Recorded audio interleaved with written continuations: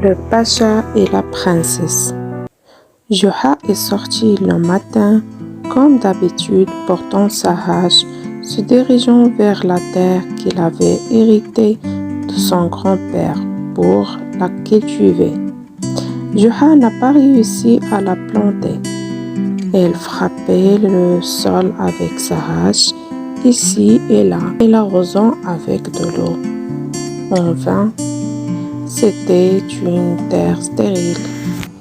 Juha s'assit et pensa à vendre la terre et se demanda qui va acheter des terres impropres à l'agriculture. Et tout le monde le savait. Et Juha est allé frapper le sol avec sa hache avec rage. La hache frappa quelque chose. Juha fait sortir rapidement cette chose de la terre.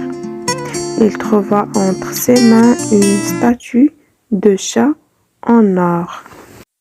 Entre surprise et plaisir, il cacha le chat d'or dans ses vêtements et se précipita chez lui pour dire à sa femme qu'ils étaient devenus riches avec cette soudaine fortune.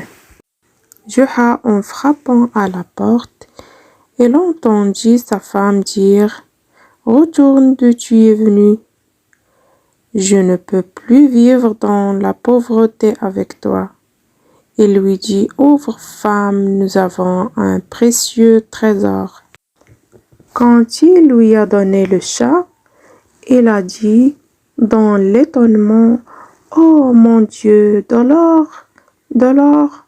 Juha a dit « Ça vaut beaucoup.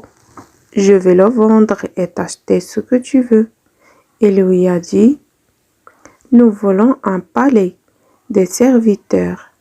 C'est cher et ça va nous sauver de la pauvreté. » Juha a dit « C'est un chef-d'œuvre rare.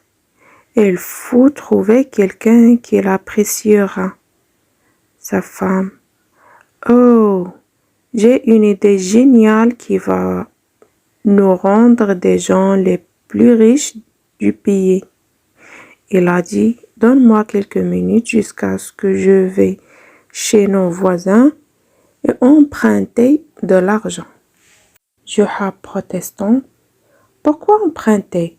Et l'argent est entre nos mains. » La femme « Tais-toi pour que personne ne t'entende.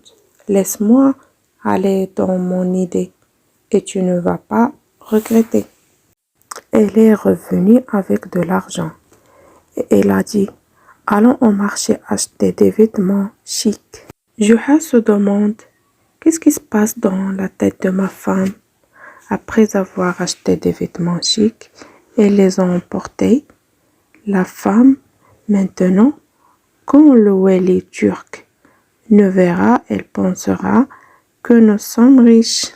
Juha a dit « Je ne comprends pas ce que tu veux dire. » La femme, nous irons vers lui et lui offrir ce chef-d'œuvre rare et elle va l'apprécier et elle va payer beaucoup d'argent. Quand le wali a vu le chat, elle était impressionnée. Quel beau cadeau! La femme, je l'ai hérité de mon grand-père, monseigneur.